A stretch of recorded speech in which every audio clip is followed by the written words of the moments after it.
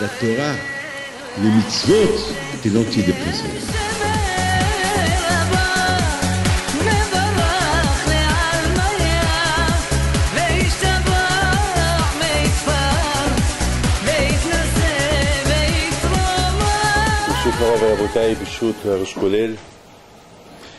Et parce que je dois partir en Israël ce soir, donc c'est la raison pourquoi j'avance un peu. Jeudi je vais de retour, mais je vais avoir beaucoup à faire.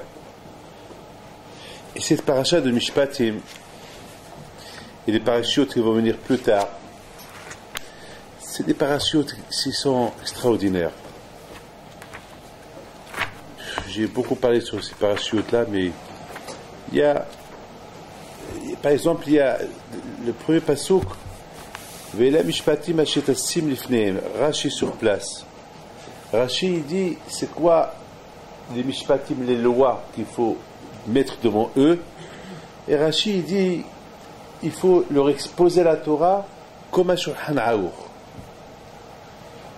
Alors, on sait très bien que Baruch Hashem, on invite tous les invités, on a toujours de temps en temps des invités. Il y a des invités normaux, il y a des invités de marque. Alors, on va parler des invités de marque, des bons invités. Alors, les invités de marque, je connais l'expérience que j'ai. L'expérience est, lorsque c'est des invités de marque, alors tout est parfait. Par exemple, il y a 2 Shabbatot, quelqu'un nous a invités, il m'a dit, Rabbi David, une fois par an, je vous reçois, toute cette vaisselle, après Shabbat, on la garde pour l'année prochaine, c'est à vous. Voilà. C'est-à-dire, tu viens de Kilim, la vaisselle, c'est pour vous. Je dis, mais de temps en temps, vous ne l'utilisez pas pour quelqu'un d'autre? Non, Rabbi, que pour vous. Et pourquoi pour moi? Bon, c'est lui, c'est Emouna. Mais la Torah, Hashem, il nous considère tous de marque. On est une marque déposée, une marque de bonne qualité et la meilleure qualité. Et c'est la raison pourquoi Hachem, il dit à Moshe Rabbeinu, à Israël, il faut leur exposer la Torah d'une manière qu'elle est nette et claire. Il ne va pas avoir une hava amina, il ne va pas avoir une idée quelconque qu'ils n'ont pas compris ça. Pourquoi? Parce que Hachem Ishmor, si vous voyez dans Ben Ish Hai, il explique que même le Zohar, il dit sur cette paracha, c'est la paracha des Galgoleuta, c'est la paracha des Gilgolim. Quel rapport avec les Gilgolim dans cette paracha? Hachem Ishmor, ou un homme il encaisse dans ce monde-là, ou bien c'est le Gilgul, revenir dans ce monde-là. Mais Ben Ish Hai, il dit que revenir dans ce monde-là, c'est pas aussi facile que ça. Il y a 4 sortes de Gilgulim. Il y a le Gilgul normal, que l'homme peut venir en réincarnation de quelqu'un qui parle, un juif, alors il peut réparer. Mais un autre Gilgul qui est encore plus dur, il peut venir quelque chose qui pousse, sommeil, de la végétation, des arbres. Et il faut aussi il faut un srout que ce fruit-là tombe entre les mains d'un juif qui fait une bracha pour réparer si elle avait une neshama. Il y a un autre Gilgul, là c'est encore pire, c'est Hay, un vivant. Et quel vivant? Ça peut être un animal, ça peut être un rat, une souris, ça peut être un djouk, ça peut être ça fait peur. Ça peut être dans une hamora. Vous savez, j'ai ici un livre, si vous le lisez, vous aurez peur. J'ai un livre, Hachem Ishmor, celui qui le lit, je ne sais pas, il peut être malade, avec de peur, de savoir de quelle sorte de Gilgul l'homme il va venir dans ce monde-là. Et peut-être une Behema Kshera, peut-être un pigeon kasher. Alors peut-être il va tomber entre les mains d'un juif qui va une baracha. Vous savez que j'étais en Autriche il y a quelques années. Il y a un hôtel, l'un des meilleurs hôtels 5 étoiles en Autriche, à Vienne. Et mon balabek m'a dit, Rabbi David, je veux te faire montrer un un tombeau un peu bizarre. On arrive, c'était un cimetière juif qu'ils ont découvert, mais entre-temps, ils ont construit là-bas l'hôtel. Donc, derrière l'hôtel, il y a un petit carré qu'ils ont gardé là-bas des matzevot, des anciens 500. C'est à l'époque de Orzaroua. Parce qu'il y a un des Rishonim qui s'appelle Orzaroua. Il est enterré aussi par là-bas. J'étais pèleriné. On ne sait pas si c'est là-bas ou si c'est pas là-bas. À Kolpanim, c'est incroyable. Je vous dis, une fois, j'étais là-bas. Alors, et les Juifs, ils ont un safek. Est-ce qu'il est enterré là-bas, le Orzaroua ou pas? Alors, je lui dis, viens, on prend Télé Mono. Si c'est là ou c'est pas là. On a été dans un endroit, c'était pas là-bas. On a été dans un autre endroit, le Télib, c'était Orzaroua al Tzadik. Un passo qu'ils ont Télib, Orzaroua al Tzadik. J'ai dit, voilà, un passo, peut-être c'est là. C'est pas, je dis pas que c'est là, mais peut-être. À Kolpanim, on rentre à l'hôtel 5 étoiles, et on rentre. Je dis, quand vous avez un hôtel 5 étoiles, donc plein vide, que de cimetière. Mais vous voulez, le cimetière. Et finalement, derrière, il y a un petit cimetière. Vous étiez là-bas. Et qu'est-ce qu'il y a là-bas? Il y a là-bas un poisson. Il y a une matseva d'un poisson. Un beau poisson. J'ai pris des photos. Un poisson. Un poisson. Je lui dis, c'est quoi ça? Pourquoi? Il me dit, celui-là, c'est... Voilà, je vous raconte l'histoire. Elle dit, il y a quelque temps, une femme, la femme du Rav, elle a acheté un poisson pour le Shabbat. Et au moment qu'elle a voulu commencer à le couper, le poisson, il ouvre sa bouche, il dit, Shema Israël, Adonai Eloheinu Echad. Alors, le poisson, il dit Shema, la femme aussi fait Shema. Parce qu'elle a eu peur. Shema, mais elle a eu peur. Elle court, sauf qu'il peut, elle court. Son mari lui dit, qu'est-ce qu'il y a la Bible? Elle dit, elle n'a pas cru. Elle dit, c'est pas possible, ne me dis pas ça. Il dit, attends. Il rentre, il voit le poisson, sa tête ouverte. Et dès qu'il voit, alors il dit, le rabbin, il dit à sa femme, donne-moi le couteau. Donne-moi le couteau. Il prend le couteau, il commence à couper. Encore une fois, le poisson, il dit, Shema Israël, Adonai Eloheinu, Adonai Echad. Alors le tzaddik, il a écouté, il a coupé, ils l'ont mangé. Tout avait été au courant de cette histoire. Et le soir, il rêve, le Rav, pas avec lui seul, avec beaucoup de rabbanim, le même rêve identique que c'était une neshama qui était Begilgul en réincarnation de ce poisson et que maintenant elle est arrivée à destination. Maintenant elle a été réparée. Donc qu'est-ce qu'ils ont fait pour ne pas oublier cette histoire-là? Ils ont ramassé ce qui restait du poisson et ils les ont enterrés là-bas. Ils ont fait un siman, ils ont fait un poisson là-bas. Comme siman que les gens ils savent à Shemishmor qu'il y a le Gilgulim. Il y a, lorsqu'on ne fait pas de Torah Mitzvot, si on a la chance, et on a fait une bonne teshuvah, et une hémato, et si on n'a pas la chance, Hashem Ishmor, à la rigueur, je vais donner ce qu'ils disent, c'est mieux Gihinam que de retourner dans le Gilgul. C'est mieux d'aller en enfer et passer là-bas 1 an en train de toutes les souffrances de l'enfer, de Gihinam, que de retourner en réincarnation parce que ce Gilgul, on ne sait pas est-ce qu'on va réparer ou pas. Peut-être on va faire pire. Au lieu de réparer, on va faire encore des bêtises encore plus graves. Donc à la rigueur, c'est mieux chez Mishmor. Donc c'est la raison pourquoi on ne peut pas savoir. Et les mishpatim da parashta di galgeluta. Ça veut dire que celui qui ne respecte pas les mitzvot et les mishpatim, il va être le évêque du Tzara, alors qu'il sache qu'il va retourner dans ce monde-là. Mais d'autre côté, l'homme qui fait attention, il n'a rien à craindre. Tout à l'heure, j'étais en train de réfléchir. Voilà, tout mon shiur, il est sur quelque chose que je vais vous poser. C'est quoi la raison pourquoi Kadosh Baruch Hu, il veut tellement qu'on respecte chaque chose et chose? Et c'est ça, vous savez, c'est pas facile de dire que on ne peut pas dire qu'on a tout fait, on fait les choses bien. Peut-être on croit qu'on fait les choses bien, mais peut-être on ne fait rien du tout. Et peut-être ce qu'on fait on perd. Mais écoutez bien ce que je vais vous dire. Je me suis posé une question sur Hizkia Melech.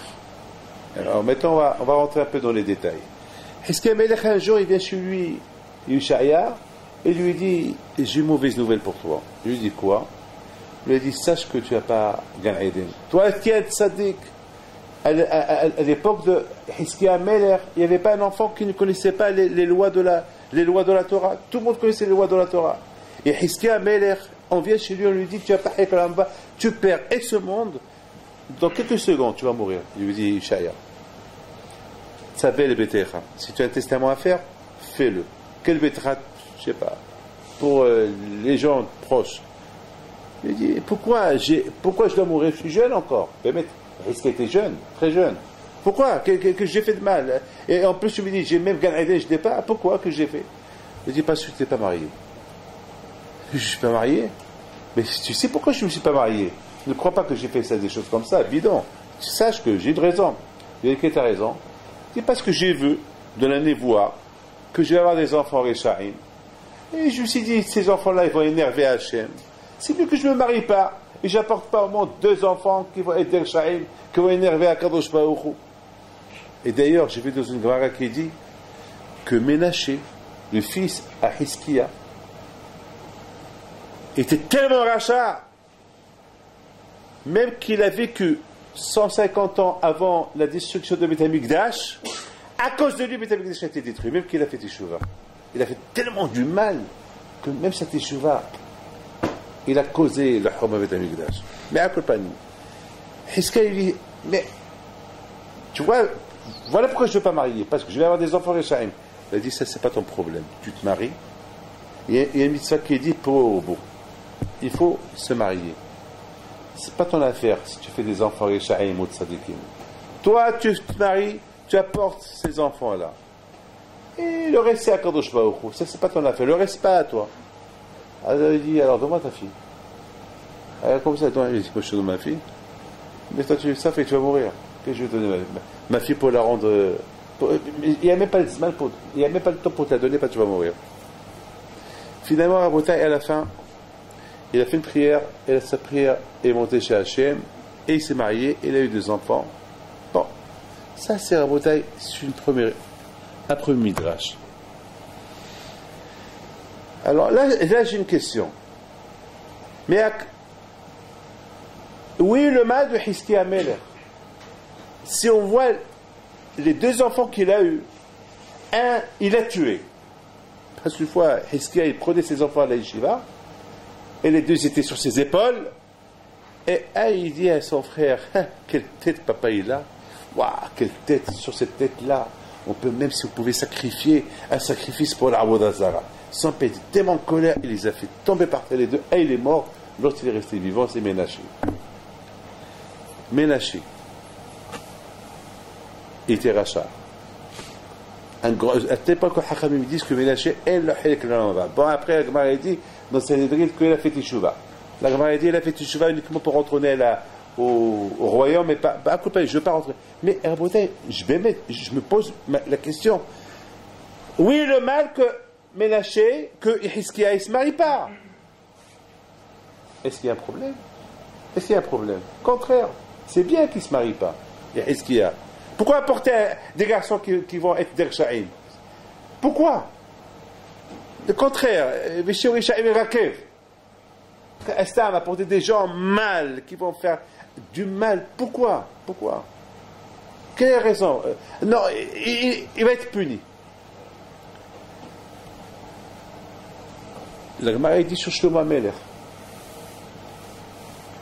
On arrive à Shlomo Amelech. Shlomo Amelech, à la Shalom, il a dit, la Torah a dit, il ne faut pas marier plus de 18 femmes. Moi, je peux marier plus. Et je ne vais pas fauter. Quelle est la raison pourquoi il ne faut pas se marier avec beaucoup de femmes?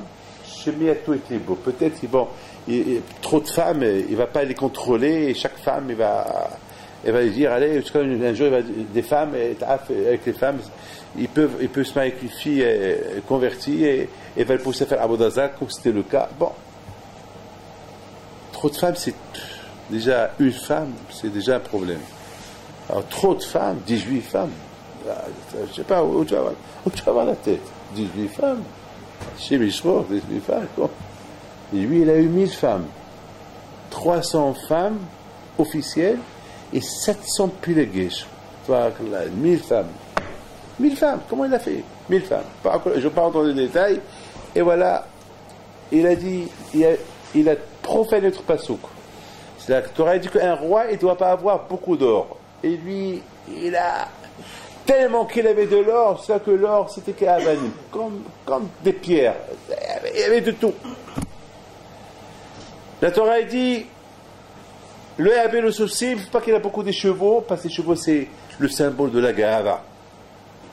Un cheval c'est la Gahava, c'est l'orgueil. D'ailleurs, quand je vois lorsqu'il a puni Paro, Sous Verchevo Ramabayam. Et le Sous, je me rappelle en Angleterre, je ne sais pas si vous étiez en Angleterre ou pas, il y a, comment la reine, chaque matin, il y a comment on appelle ça? Pardon? Le changement de garde. C'est impressionnant. Ben, c'est impressionnant. Tu vois, le changement de garde, tu vois, tous ces chevaux, comment ils marchent, comment ils galopent, ils te regardent, ils tournent la tête, ils regardent. Et celui qui est sur le cheval, lui, c'est un mec qui se croit. Sous le Rochevo, ça me rappelle pas. Sous le Rochevo, il se croit, mais c'est la Gava. C'est très, très, très, très connu. Et Shlomo il avait beaucoup de chevaux. Il envoyait des gens pour élever les chevaux en Égypte. Donc, il a fait 3 avérotes. Le Aleph, il vient chez Akadosh Baruch.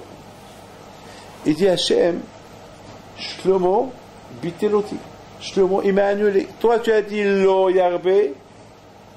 Toi, tu as dit non, il ne faut pas qu'il ait beaucoup de femmes. Lui, il a eu des femmes. Toi, tu as dit il ne faut pas qu'il ait beaucoup d'argent. Lui, il a eu l'argent.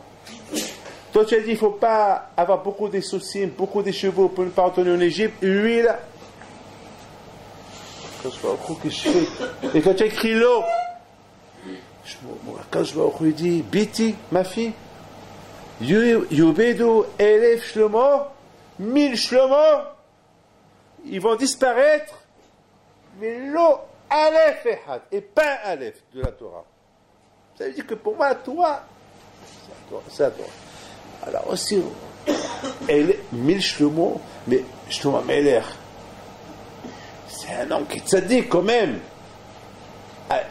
Il a eu 1000 femmes, il est resté tzaddik. Il a eu beaucoup d'argent, il est resté tzaddik. Il a eu beaucoup, il est resté. Pourquoi tu le punis? Vous savez, pour vous répondre à tout ça, je suis obligé de vous dire combien Nebuchadnezzar, le kavod qu'il a fait à Hachem, il s'est passé lorsque Hizkia Améler, il a guéri. De le monde entier, on a entendu que Hizkia il devait mourir, et il a guéri. Et Akash il a changé, il a fait, il a arrêté le soleil 15 heures. 15 heures, le soleil n'a pas bougé. C'est-à-dire que lorsque c'était nuit, il est redevenu le matin. Et le monde entier a vu ce miracle-là. Alors le roi de Babel, ou de Ashur, il a écrit une lettre à Hizkia. Il a dit, on est impressionné de ce miracle que Hachem a fait avec toi. Il a dit à son secrétaire, écrit, Shalom Alecha Malka, Shalom Alechem, Sa Majesté le roi, et Shalom Alechem Kata di Shufra, la terre de Yerushalayim, et Shalom, le Hachem et la Had Hizkia, est ton Dieu. Écris-lui, je suis fier de toi. Et voilà, on ferme la lettre. On prend la lettre et Nebuchadnezzar, qu'il était jeune, qui était Eved, était un serviteur. Il fait 3 pas, 1, 2, 3, il dit attends, donne-moi la lettre. Il lui donne la lettre. Le roi, il le regarde. Il lui dit, qu'est-ce que tu fais? Eh bête, qu'est-ce que tu fais? Il dit, Majesté, c'est pas logique. Tu écris, c'est le bon Dieu, c'est Hachem qui a fait un miracle à Hizkia. Au lieu que tu donnes des éloges à Hachem, tu es en train de donner des éloges à Hizkia. Mets Hachem en premier, en priorité. Après, tu mets Hizkia. Et après, Yerushalayim, tu mets Hachem en dernier. Mais c'est lui qui a fait le miracle là. Hazak. Quoi, Kavod? C'est vrai, tu as raison. Allez, on change la lettre. C'est ça l'histoire. Mais dans l'autre monde, Bachamaïm, il y avait un rage. il y avait un bruit. Bachamaïm, on voit tout. On voit lorsque vous étudiez la Torah, on calcule comment vous bougez lorsque vous étudiez la Torah. On calcule tout. C'est calculé là-bas. On a vu le roi, comment il a écrit la lettre pour dire merci à Hachem, merci à Hizkiya, je suis impressionné. Mais Bachamaïm, dans le ciel, on voit un serviteur, on voit un esclave qui risque sa vie. Parce que le fait qu'il arrête le messager pour aller, on peut le tuer, on risque de lui couper la tête. Mais Sanherib, il ne voit pas couper la tête. Il voit le kavod d'Hachem. Attends, il y a une logique qu'elle est là. Il y a une mitziout. Tu es en train d'écrire une lettre pour donner des éloges à Hachem. Or, tu es en train de donner des éloges à qui? À Hizkiya. Mais pas Hizkiya, il dirait que c'est un être humain. On a fait un miracle. On a fait un miracle et tu fais plus de kavod à celui qui a fait le miracle. C'est pas logique. Imaginez-vous, vous êtes devant un roi, un empereur, et vous êtes devant son shamash, son évêque, celui qui lui fait, comment ça s'appelle ça, il est en train de donner un peu de l'air, voilà. Et tu lui dis, ça va, Sa Majesté? Mais le roi, il t'entend ça, il te coupe la tête. Il te coupe la tête tout de suite, sans condition. C'est quoi ça? Au lieu que tu fais le caveau de roi, et ben tu fais le caveau de évêque, c'est quoi? C'est pas normal ça. Rabotai Hachem, selon les moments que ce évêque, il a vu pendant quelques secondes, il n'a pas vu sa tête coupée. Pendant quelques secondes, il a vu l'honneur d'Hachem qu'il est bafoué. Hachem a dit, tu as fait ça, je te donne 3 générations de royaume, tu seras comme moi. Comme moi, je suis le roi sur le monde entier, je te donne le monde entier entre tes mains. Et même dans les prophètes, c'est écrit Avdi, Sanherib. C'est écrit, hein? Hachem, il appelle Sanherib Avdi. Avdi. Avdi, mon serviteur. T'as foulé. Je te donne le royaume, je te donne Israël, je te donne Jérusalem, je te donne tout. Toi qui as connu mon kavod. Toi, tu connais mon kavod. Alors, Am Israël, c'est grave. La Gemara raconte qu'il voulait faire le 4e pas. Il voulait faire un 4e pas. Il y a vite quelqu'un qui est descendu, il a arrêté. Hé, toi, viens ici. Il voulait bouger. Imaginez-vous qu'il aurait fait 4, 5, 6, 7 pas, 8 pas. Ah ben, il aurait exterminé Am Israël. Pourquoi? Parce que chaque pas qu'il va faire, ça montre le kavod qu'il est en train de donner à Kadosh Baruch Hu. Et ça peut nous porter préjudice par rapport à ce que nous on sait sur Kadosh Baruch Hu. On fait moins qu'un goy, on fait moins et le goy fait plus, c'est grave. C'est ça la beauté. C'est la raison la beauté pourquoi Kadosh Baruch Hu, il a dit à Moshe Rabbeinu, Moshe, je ne veux pas que demain il va y avoir des juifs qui vont dire on leur a pas assez expliqué. Il faut bien leur expliquer. Comme une table où il manque rien du tout. Il ne faut pas qu'ils aient Hachem Ishmor. Quelqu'un, après 120 ans, on va dire à quelqu'un, pourquoi le matin, tu pensais, pendant que tu m'étudiais, tu pensais ailleurs? Papa, j'avais des problèmes. Et pendant que tu comptais l'argent, tu pensais à tes problèmes? Et pendant que tu pensais à tes problèmes? Non. Et pour moi, tu penses à tes problèmes. Vous savez, j'ai vu dans des livres, beaucoup de fois, j'ai répété que la ta'ana d'Hachem sur chacun de nous, il va nous accuser en apportant des épreuves de nos ma'asim. C'est-à-dire que nous-mêmes, on va dire à Hachem, c'est vrai, tu as raison. C'est vrai, tu as raison. Parce que quand je dis, voilà ce que tu as fait pour toi, voilà ce que tu as fait pour moi. Voilà ce que tu as fait pour moi. Voilà ce que tu as fait pour toi. Et voilà ce que tu as fait. Hachem Ishmor. C'est grave. C'est grave. C'est grave. C'est Tehom Rabba. Mishpatecha Tehom Rabba. Le jugement d'Hachem, il est Tehom. Ça n'a pas de fin. Si Hachem il veut, ça n'a pas de fin. Et c'est la raison pourquoi que je voulais dire au Shabbat, Ele mishpatim. Asher tassim lifnehem. Il faut leur étaler. Comme ça, ils comprennent tout. Écoutez bien, je ne vais pas trop tarder, mais je voudrais vous dire quelque chose. C'est quoi la gravité de la chose? Quand je vois où il a, le Zohar il dit, Kucha berichu, istakel ve'oraita ou bara alma. Ça veut dire que Hachem il a créé le monde en regardant la Torah. Ça veut dire que Hachem il a ancré la Torah dans le monde. Hachem il a ancré la Torah dans le monde. Ça veut dire que s'il y a quelque part l'eau, ce l'eau il est dans la Torah.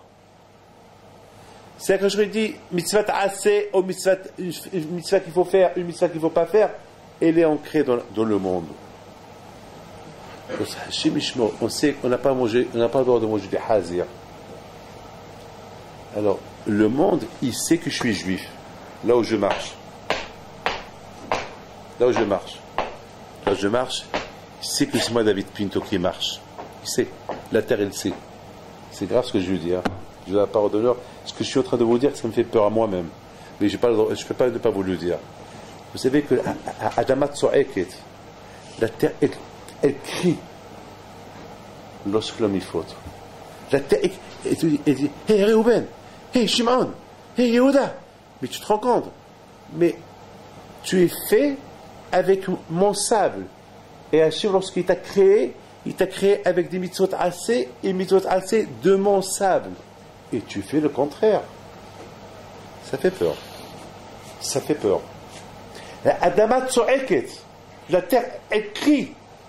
Elle crie. Vous savez que beaucoup de fois on dit que la terre ne veut même pas accepter le Shaim. T'as osé. Parce qu'on dit, mais Afabata, mais Afatashou. Mais la Torah ne veut pas accepter. Il a fallu que Hachem, il fait jurer la terre, accepte-le. C'est pas grave. Il est rachat, accepte-le. Mais la terre ne veut pas accepter. La terre elle veut vomir. Elle veut revomir ce tombeau-là, ce monsieur qu'on a en terre. Elle ne veut pas. Mais Akashkoya Gazal, Akashkoya a dit, tu es obligé d'accepter. Ça veut dire que ça fait peur. Là où c'est écrit l'eau, ne fais pas. Et toi, tu fais la terre, on met la terre en danger.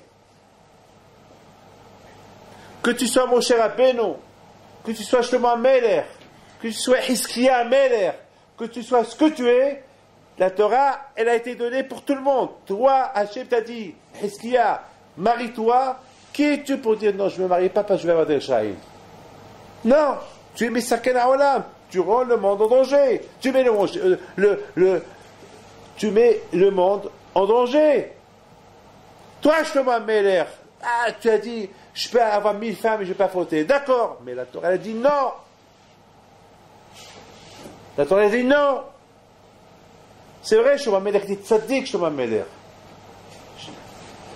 Même avec tout ce qu'il a fait, c'est tzaddik, Shlomo Meler.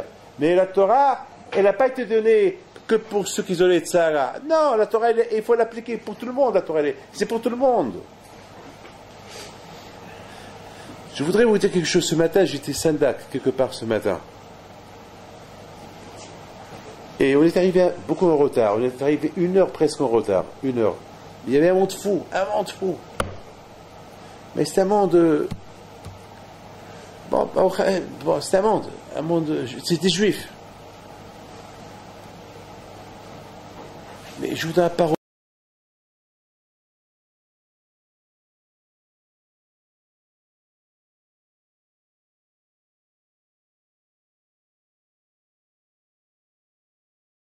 Attends, au lieu qu'on arrive à 9h, il est arrivé à 10h moins 10. À 10h moins 10, c'est beaucoup pour les gens qui travaillent. C'est au 16e. J'ai cru qu'on allait me crier. Alors j'ai dit à Marciano, appelle-le, dis qu'ils ne nous attendent pas. Ils ne nous attendent pas. C'est qui font le Brit Mila. Parce que, c'était... c'est Satan, on n'arrivait pas à approcher, on ne pouvait pas. Et il appelle, il dit non, c'est pas non, on vous attend. On attend, on arrive 1 heure après. J'étais un peu gêné. Et je rentre à Botaï, je vois tout le monde qui sourit. Tout le monde qui était content. après, les gens après ils viennent pour recevoir une bracha. Et de ma tête, j'ai dit à Hachem, c'est des gens du 16e. C'est des gens, pratiquement, ils ne sont pas religieux. Mais regarde cette mitzvah là, combien ils aiment cette mitzvah. Regarde combien ils aiment cette mitzvah. Ils sont prêts à attendre. Après, je leur ai dit, vous savez qu'il y a un nabi, il vient d'arriver. Ah, j'ai commencé à faire comme ça. Parce que j'ai eu peur d'eux. J'ai dit, vous savez, il y a un nabi, il vient d'arriver. Je dis, non, mais je ne l'ai pas vu. On ne le voit pas, il est invisible.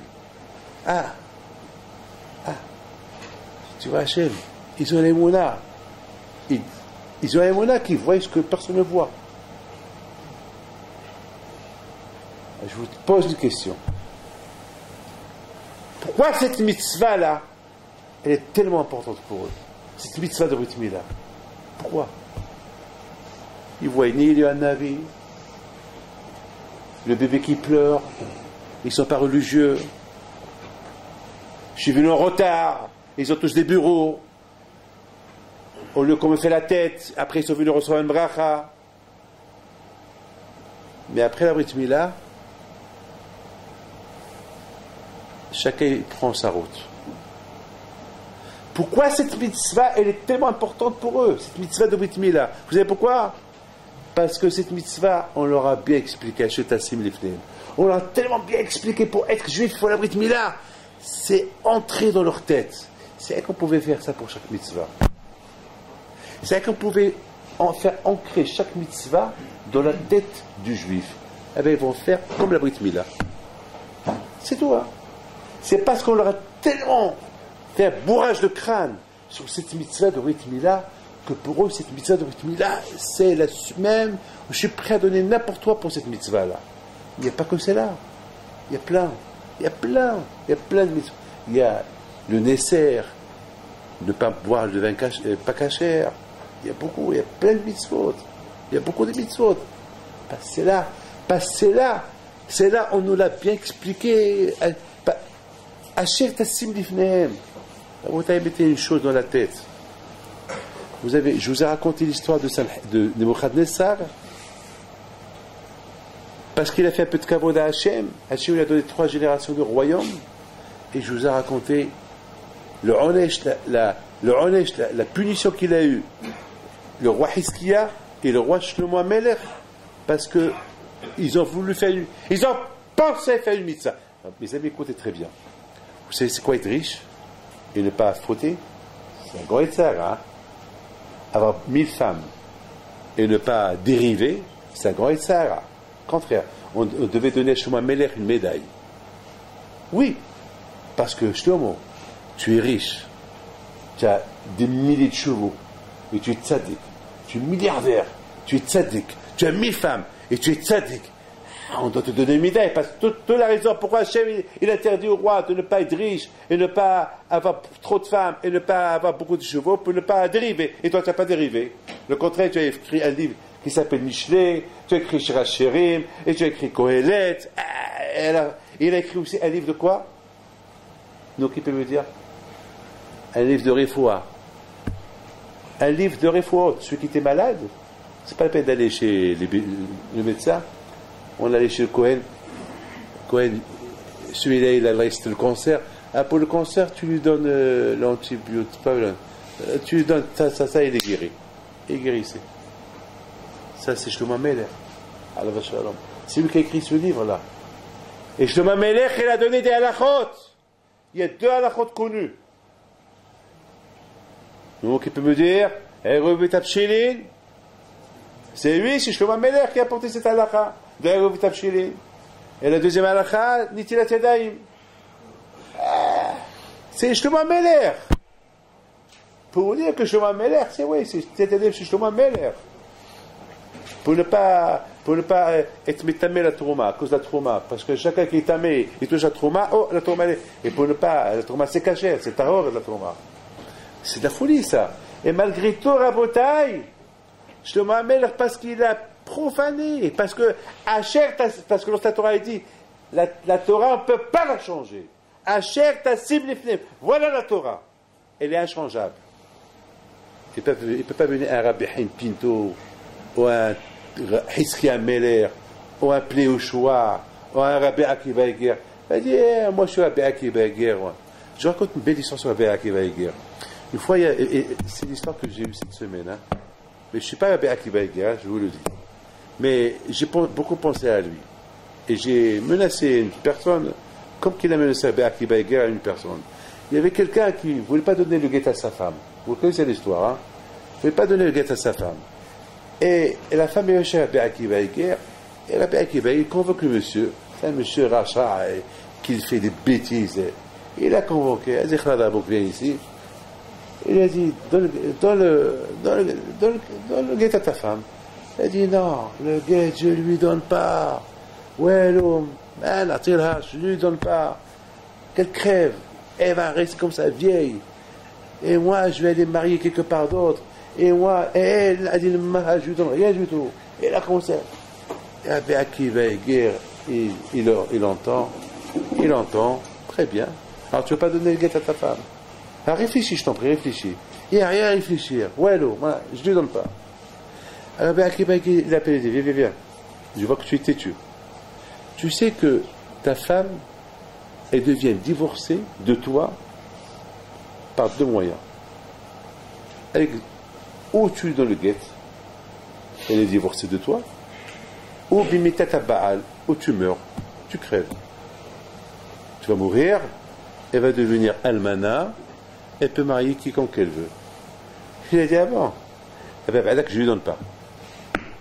Maintenant, pour la deuxième chose, je n'y crois pas. Tu n'y crois pas? D'accord, tu ne crois pas. Et la nuit, il est mort. La nuit, il est mort. Si vous êtes chez Rabbi Akiva Eger, le monsieur là qui a pas voulu, il est mort. Elle a dit, ah ben s'il est mort, parce qu'il n'a pas donné le guet à sa femme. Sachez, Rabotai, il y a la mitzvah, et cette même semaine, j'ai eu un problème avec quelqu'un, et je lui ai raconté cette histoire. Il dit, d'accord, Rabbi David.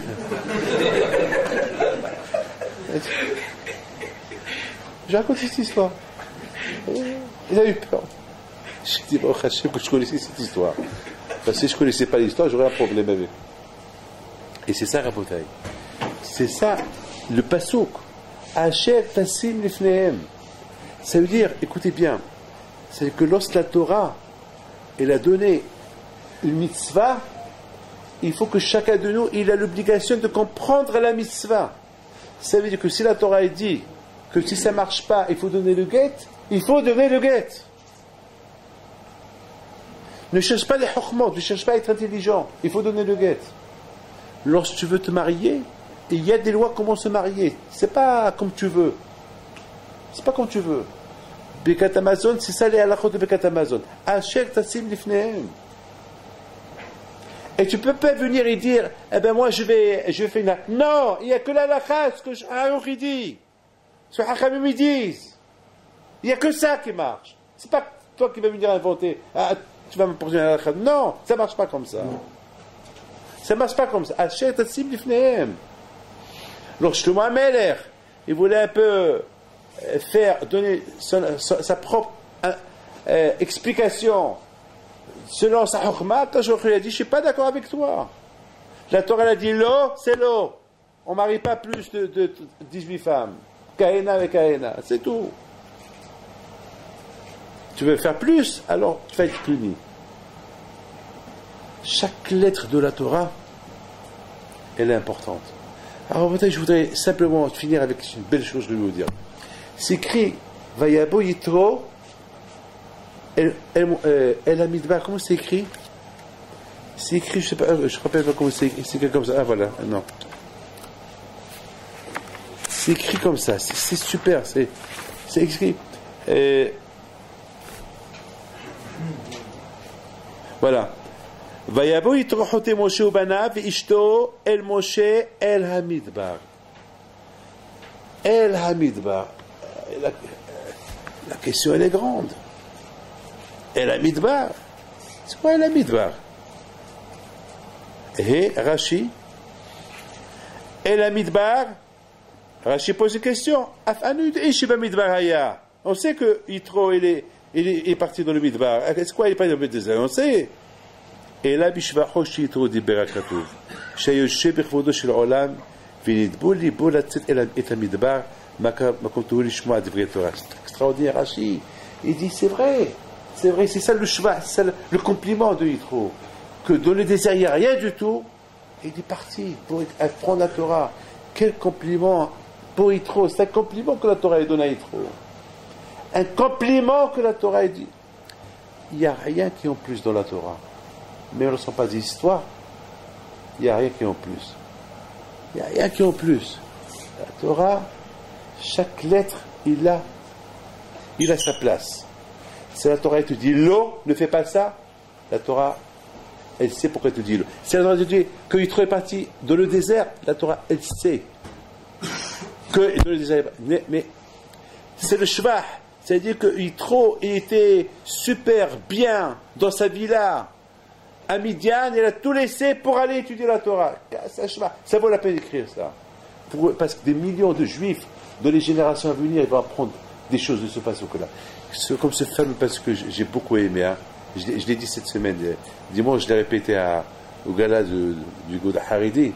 Je l'ai répété. Bémet, ce Shabbat-là, j'étais très impressionné lorsque la Torah est dit que Hachem, il appelle à Moshe, Vayeret Hachem à la Sinaï, Vaikralo Mehor Hahar. Et du sommet de la montagne, il dit, allez là, viens chez moi, monte chez moi. Moshe, il avait quel âge il avait, Moshe? 80 ans. C'est vieux, Moshe. Il monte, là, avec son bâton, le bâton de Moshe, et voilà, il monte. Il arrive au sommet de la montagne, il attend. Moi, j'imagine, j'adore imaginer. Et voilà, Moshe Rabbeinu alav shalom, avec tous les kavanot, chaque pas qu'il fait, il monte. Je monte pour accomplir la volonté d'Hachem. C'est quoi la volonté d'Hachem? Il veut que je monte. C'est la folie. Il veut que je monte. Il monte. Yes, Ken, oui. Et Akadosh Baruch Hu lui dit, Lecheret, redescends.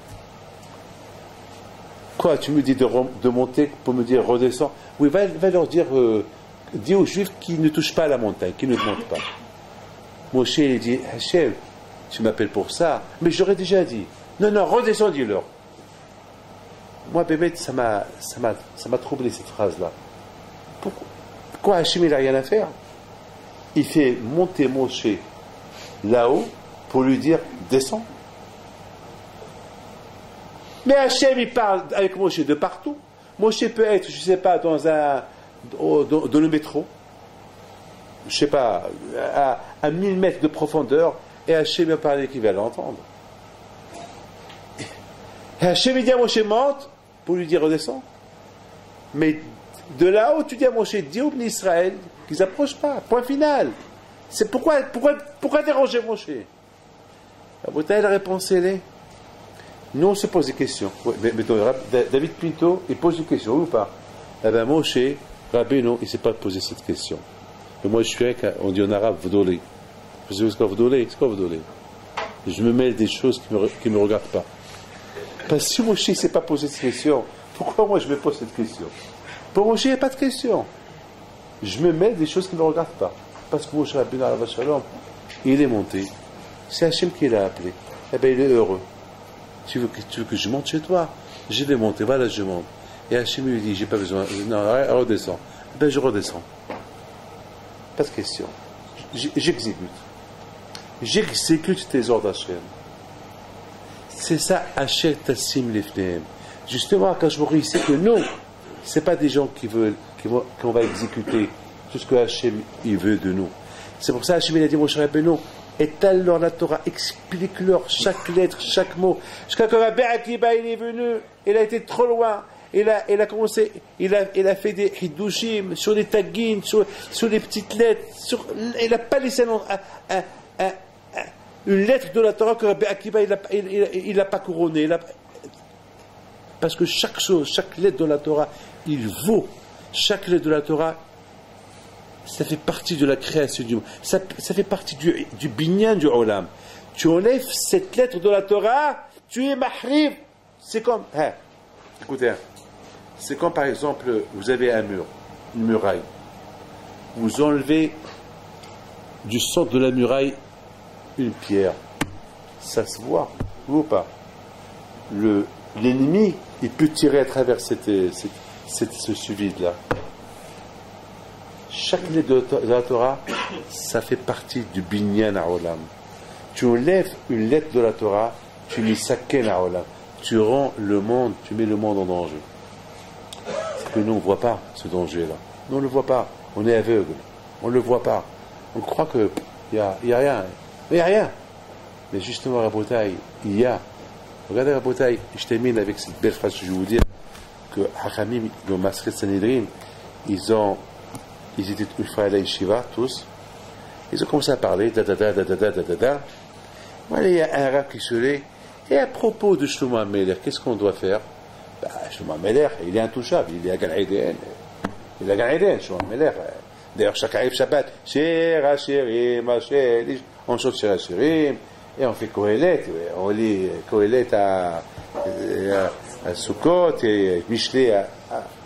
Non, et ce rabbin dit, non, je ne suis pas trop d'accord. Shlomo HaMelech, on va l'écrire dans la Mishnah. On va le mettre avec Yeroboam et Ahav et Menaché. On va le mettre El Hayek al-Maba. Pourquoi?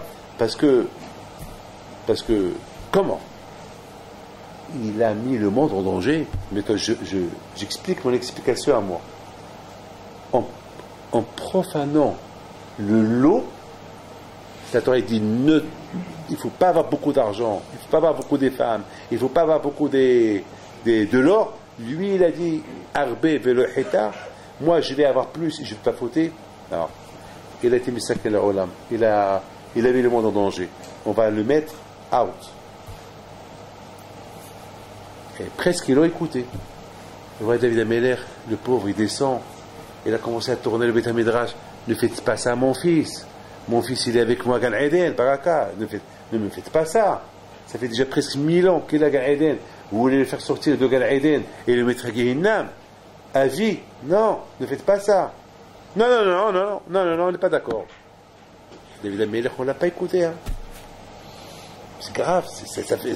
Je vous la parole. Chaque fois que j'arrive à ça, je tremble. Comment un petit hacham là-bas, pas un petit hacham, un grand hacham, il vient dire sur Shlomo HaMelech de telles choses. Il a fallu que la voix du ciel, Bat-Kol, Yatsa, et leur dit hé, stop, quitte-vous là. Vous êtes en train, et pourtant la Torah, on dit le Bachamaïm, ou pas. Et pourtant, on dit que lorsque Bat-Kol sort, elle dit, et donne halakha, on ne l'écoute pas. Puis il a dit, la Torah elle est là, c'est nous qu'on décide qui est bon, qui est mauvais. Et là, Bat-Kol, elle s'est imposée. Bat-Kol, elle s'impose. La Bat-Kol n'a pas le droit de s'imposer pour la halakha. Parce que lorsqu'on parle Torah, c'est le Beth HaMidrash, c'est vous les rabbanim qui décidez qu'est-ce qui est permis, qu'est-ce qui n'est pas permis. C'est vous. C'est pas Hachem. Mais lorsqu'il s'agit de Gan Eden, la récompense et la punition, ça c'est Hachem qui décide. Parce que Rahamana les Babaï. Hachem, c'est lui seul qui connaît le cœur. Hachem, il leur a dit, écoutez, en ça, vous n'avez pas le droit de parler, de discuter. Ça, c'est moi qui décide. Parce que c'est moi qui sais qu'est-ce qu'il a fait et qu'est-ce qu'il n'a pas fait. Entre autres, pendant 3 ans, il a encaissé, 3 ans, il était en galoute, il était en exil, 3 ans. Vous savez c'est quoi 3 ans en exil pour un roi? Imaginez-vous une puissance comme justement qui était le roi des rois. 3 ans, il dormait dans la rue. C'est grave, quel bisayon. Quel bisayon il a eu. Une fois, il y avait un riche qui dit je me rappelle, Sra, comment tu étais. Je me rappelle une fois, à Yerushalayim, comment tu es rentré avec blanc, et les tambours, dis-moi, c'est pas que tu avais 1000 femmes, c'est vrai. Et tu étais. Et je te m'amène l'air. Il répond pas.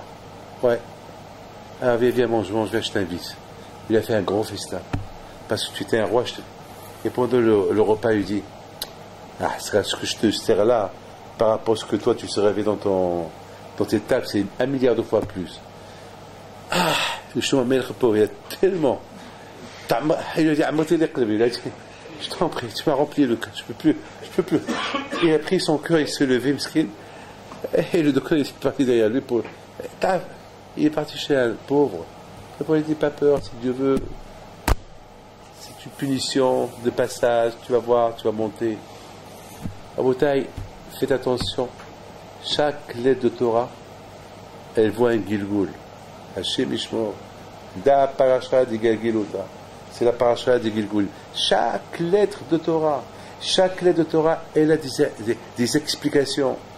Et Hashem Ishmor, une explication mal faite, une introduction mal faite. Hachamim, Izaru, Bizberechem. Tout à l'heure, moi, chez mon fils, il m'a dit une phrase, il m'a dit qu'il y a un rave qui m'a critiqué. Au départ, je lui dis, ça fait, tu l'as dit. Et je lui dis, écoute. Alors, au départ, ça m'a fait de la peine. Parce que c'est un rave que je connais. Pourquoi il m'invite pour aller à son gars là. Et quand même, ça fait du mal. Ça fait de la peine. Après, j'ai dit, ah, peut-être on mérite. Peut-être ça nous réveille parfois. C'est mieux qu'on est critiqué dans ce monde-là. C'est mieux souffrir dans ce monde-là que plus tard. Vous vous rendez compte à la bataille pour un Amen, qu'un rave, il n'a pas répondu. Il a retenu en Gilgul 40 ans. Il est mort à l'âge de 40 ans. Pour un Amen. Combien de fois nous on parle pendant un Amen? Combien d'Amen on n'a pas répondu? Asher Tassim Lifnehem. C'est la raison pourquoi Hachem, il dit Moshe Rabbeinu, Moshe, il faut bien expliquer chaque mitzvah et mitzvah d'une manière que demain ils ne vont pas dire j'ai pas compris. Et pourquoi chaque lot? Oui, ou non, ou ça, ou cette histoire, ou ça, pourquoi? Pour ne pas qu'on vienne me dire pourquoi je n'aurais pas expliqué. Donc, aujourd'hui, nous avons la Torah, elle est en face, au Hachem, aujourd'hui, grâce à Dieu, on peut. Maintenant, aujourd'hui, ceux qui m'étudient, aujourd'hui, les collègues, aujourd'hui, avant les livres, chez moi à la maison, je me rappelle mon père Lava Shalom, on avait un chasse, on avait le Zohar, on avait quelques livres, et c'est tout ce qu'on avait. Maintenant que j'ai 62 ans, je me pose la question, une fois j'ai posé à mon père, papa, c'est tout ce qu'on avait à la maison dans la Behin Pinto, il y avait que ça. Il y avait ce chasse-là. Dommage, il y a ma mère est là un peu. C'est dommage. Moi aussi, j'étais bête. J'étais fou. Les ou l'autre, je les vendais comme ça. Dommage. Je regrette amèrement. Pour l'argent, pas c'était pour les chivotes, pas pour ma poche. Mais je regrette. Il y avait un Zohar. Je l'ai vendu pour 50 000 francs. Ce Zohar-là, il vaut des milliards. Et inestimable. Je suis prêt avec. Des fois, je vais faire des appels à qui j'ai vendu ces livres, qu'on me les rende. Je leur rembourse ce qu'ils veulent, qu'ils me les rendent. C'est sentimental. C'est de nos grands-parents. Et son père, de Raoul Saban, le père à mon beau-fils, son père, une fois, il lui a lâché la Megillah de Rabbi Pinto, mais il a été intelligent. Il m'a dit, Rabbi David, je ne l'ai pas acheté, je la garde. Eh ben, j'espère qu'il ne lui donne pas son fils. Il dit, je te garde. Bon, c'est le seul. Les autres. Mais une fois, j'ai posé la question à mon père. J'ai dit, c'est tout ce qu'il y avait à la maison. Je vous en prie, regardez la réponse qu'il a répondu. Il m'a dit, mais dans le chasse, il y a tout. Dans le Zohar, il y a tout. Aujourd'hui, malheureusement, on n'est pas très intelligent. On a besoin des Rishonim, des Haronim, des livres, des Fashim, pour comprendre une soubia. À l'époque, au Maroc, regardez les Rishonim. Vous regardez les livres des Rishonim, et qu'ils expliquent. Ils n'apportent aucun livre. Aucun livre. Ils expliquent. Le livre, c'était la Gemara. Rashi, Tosfot, les factions qu'il y a là-bas, c'était ça. Voilà toute la Torah. Hachet Tassim Lifnehem. Lorsqu'on se casse la tête, Kash Baruch Hu, il t'ouvre la tête pour mieux comprendre. Voilà mes enfants, qu'Hachem vous protège, il vous donne bracha v'atzlaha, et qu'Hachem, il nous aide à mieux comprendre la Torah, qu'elle est la et que Hakadosh Baruch Hu, il nous aide pour ne pas se tromper. Amen.